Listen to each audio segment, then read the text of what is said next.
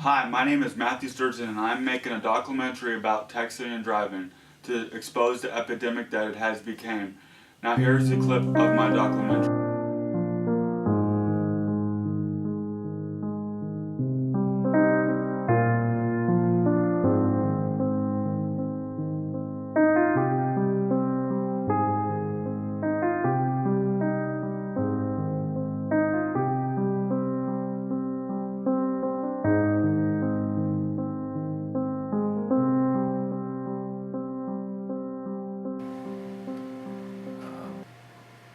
My daughter was killed by a young man that was texting and driving.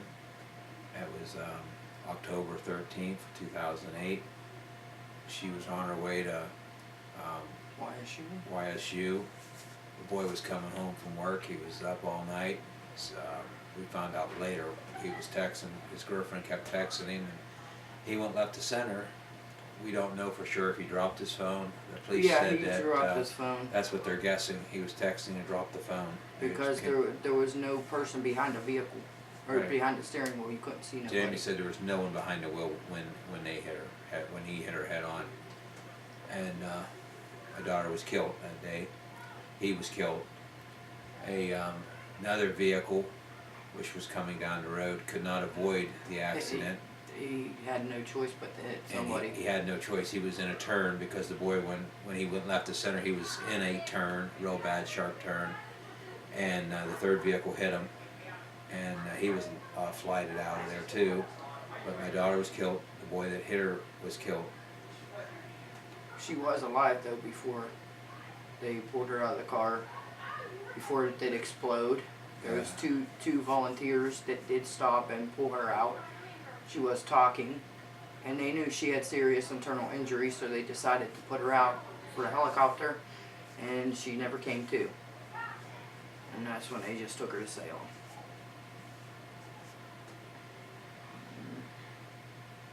Tell me about the phone call. And I got the phone call. Well, normally I talk to Jamie every day, routinely, 6 o'clock in the morning. I didn't get a phone call that day because she was running behind something, and I tried calling. Something in my gut told me something wasn't right, and I was to be the next person she was going to talk to in line. And she was on the phone with somebody at the time of the accident. Okay. And She had I the got- earpiece that went over the ear. So She had a It was Bluetooth. hands free. Yeah, it was a hands-free. It was Bluetooth, and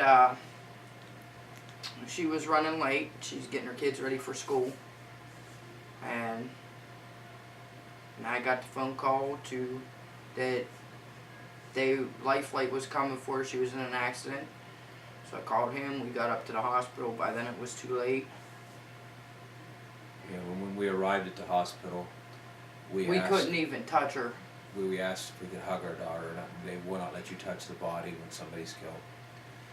They And made it because it was a double fatality. They had to do autopsies on both of them to make sure there was no the drugs or alcohol.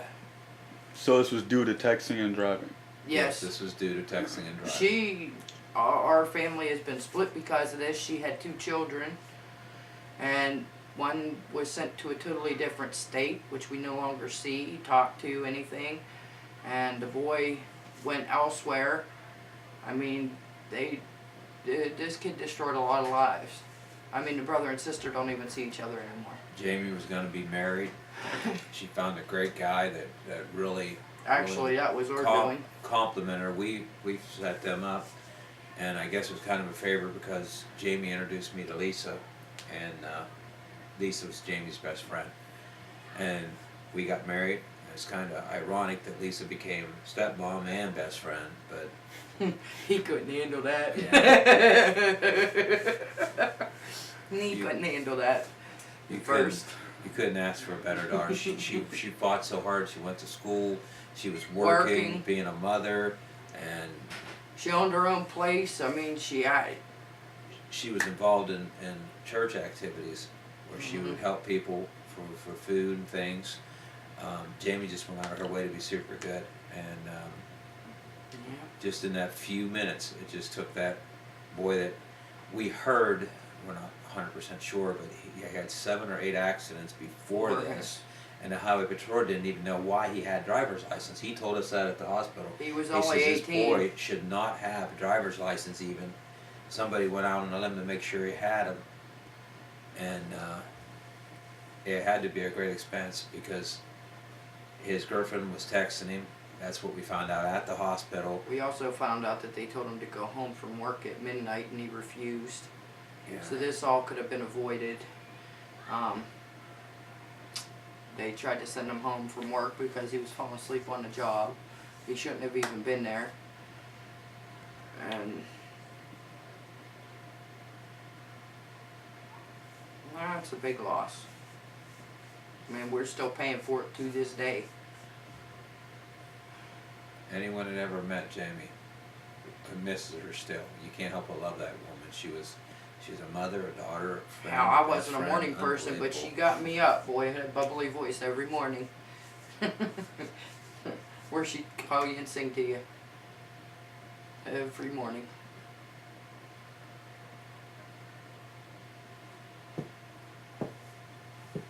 I just don't know what else to say except for, please, don't text and drive. It's not worth it. You can destroy Lives, Yes. countless lives, because there's a families, total. friends, strangers. We have a total of 11 kids, so you figure there's 10 other kids without a sister.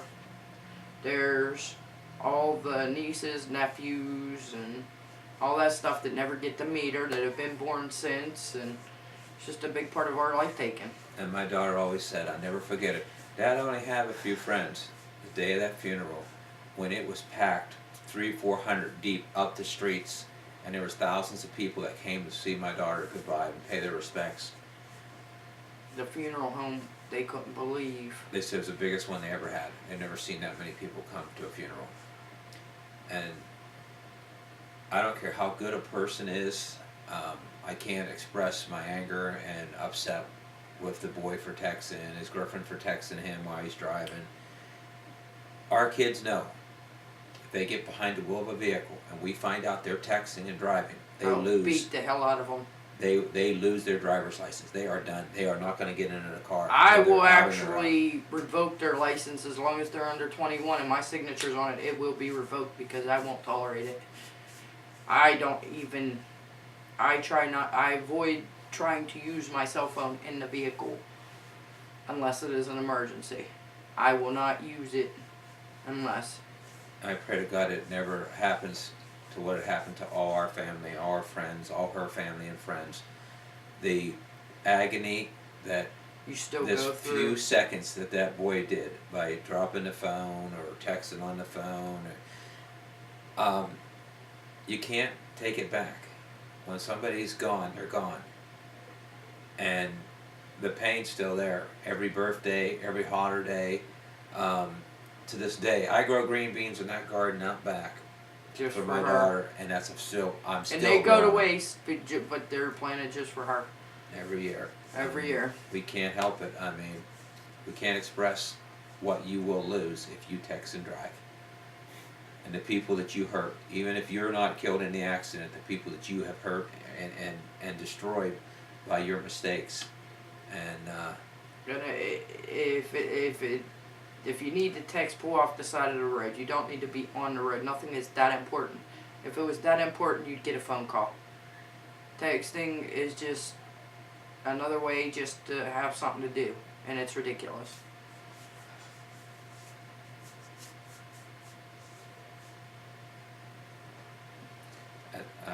I really don't want to go too much further because if I do, I'm going to really get really upset and involved. Because the thought of what happened, I didn't think I could relive it, but I am. Going into that hospital and seeing my daughter laying on that bed and not allowed to hug her goodbye or tell her goodbye and never have that option to do that.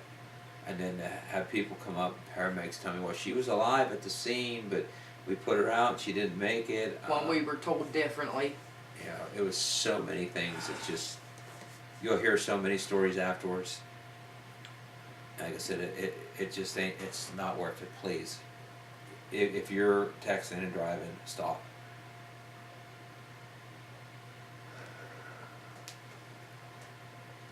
That's it.